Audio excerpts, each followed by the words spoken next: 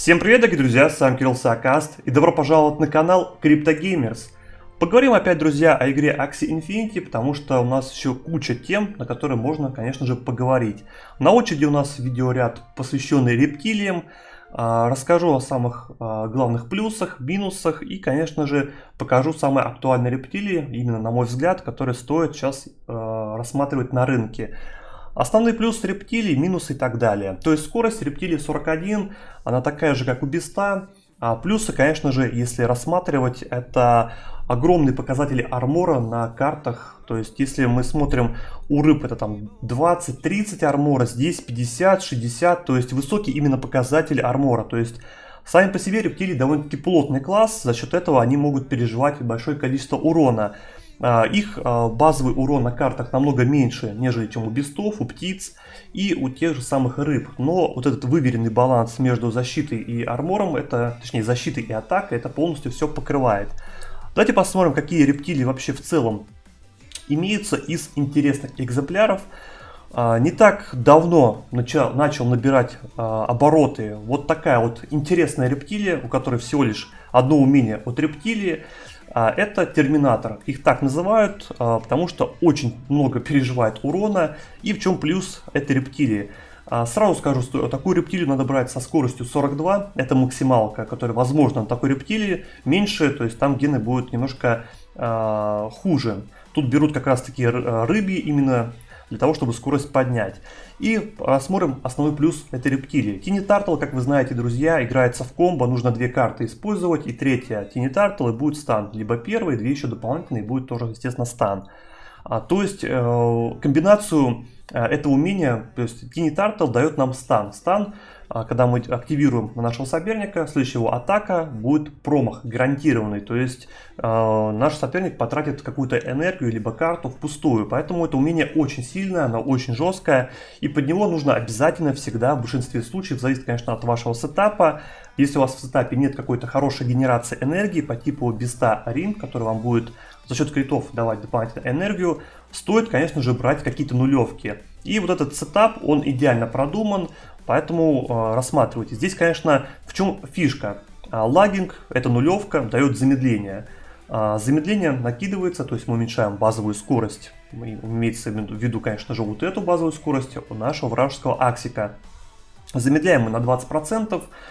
Ткони Caterpillar дамажат 130%, если есть негативный эффект. То есть мы кидаем лагинг, потом делаем удар, и получаются колоссальные цифры, особенно по планту. Плант будет получать, по-моему, по 163 за этот удар под негативным эффектом. Как вы понимаете, цифры колоссальные. И Tiny Turtle позволяет нам комбинировать с лагингом. То есть лагинг, любое другое умение, Tiny Turtle, это будет стан за 2 маны. Это, конечно, нереально круто. Плюс Snail Shell. В чем основная фишка? Когда мы разбиваем этот шилд, враг получает стан. То есть в теории мы, если первый атакуем, мы прокидываем стан за счет Tiny Turtle, и потом наш соперник промахивается первой атакой, разбивает нам второй атакой, допустим, нашу защиту, и третий он промазывает. То есть наш враг может промахнуться целых 2 раза. Как вы понимаете, если у него нет каких-то нулевок и нет генерации энергии, 1 на 1 такую рептилию не убить, потому что огромное количество, как вы понимаете, станов просто нереально пережить, и урон здесь весомый. Дальше давайте рассматривать. Есть вот такие вот уники. Почти то же самое, как терминатор, но здесь вместо лагинга гарантированное замедление тоже, но, как видите, тут базовый урон сотка, довольно-таки весомый, но нулевка тут используется совсем другая, то есть это ромашка, снимает с нас негативные эффекты. На самом деле очень классное умение, особенно кто любит играть через всякие там ямы, через яды имеется в виду. Это, конечно, нереально круто, но таких найти на рынке на самом деле почти нереально, потому что их пока очень мало. Такие умения проявляются за счет каких-то мутаций, и как бы их специально таких не вводили, то есть это мутация, которая сыграла именно в положительном ключе. Как вы знаете, когда вы бреете, всегда есть маленький шанс, что какой-то из навыков может смутировать, то есть бывают уники. Есть вот такой вот интересный мидлейн, используется у нас в середине в большинстве случаев, но это зависит от сетапа. Как всегда, стандарт на нулевки, потому что без нулевок на самом деле очень тяжело играть в принципе, как вы понимаете сейчас, потому что если ваш сетап не генерирует энергию, соответственно, вам будет тяжеловато как-то пытаться пробивать вашего соперника, либо снимать какие-то станы, негативные эффекты и так далее. В чем фишка вот такой рептилии? Используется умение Церастас, очень жесткое умение, потому что здесь у него базовый урон довольно-таки весомый 90, но если мы бьем по Аксику, который быстрее нас, мы бьем на 130%. Это, конечно, очень жестко. Рыбы какие-то будут получать по 150 урона плюс. Скорость должна быть у такой рептилии заниженная, наоборот, чтобы чем ниже скорость, тем лучше на самом деле, чтобы именно работать от Цератоса, потому что чем меньше будет скорость, тем больше мы, соответственно, можем дамажить по разным аксиам за счет этого умения. Катара то же самое, такое же великолепное умение, работает за счет того, что мы будем получать 1 единицу энергии, если наш вражеский аксик будет быстрее, то есть как вы понимаете, тут будет зависеть от скорости. Не на каждого зайдет такое умение, потому что чем больше наших соперников будет быстрее, тем лучше. Потому что, как я напоминаю, что стандартная скорость рептилии 41, а эта скорость, наоборот, заниженная, то есть 40. Соответственно, мы можем получать больше энергии. Wild Gecko, великолепное тоже умение, оно уменьшает по нам урон на 15%. То есть, если мы 2 используем, это будет уменьшение урона на 30%. Это, как вы понимаете, нереально жестко. То есть, любой урон будет меньше на 30%. Это, конечно, очень круто. Есть рептилии, которые играют через 3 Spikes. 3 Spikes это мы можем, если танк вражеский будет использовать армор какой-то, и мы используем это умение первое, то есть мы будем игнорировать вражеского танка и взлетать в бэклайн. Есть всякие комбинации через использование яда, то есть заплевываем задние ряды ядом, они потихонечку начинают умирать. Эффективная рабочая стратегия. Также можно убивать за комбо, то есть взлетаем через 3 спайкс, какой-то 2 цератоса, чомп, и кто-то умирает гарантированно. Какая-то рыба стопудово умрет, потому что здесь урона слишком много. И как раз таки нулевка, которая помогает играть через Tiny Turtle. Потому что без, как я уже говорил, без генерации энергии играть Tiny Turtle очень тяжело.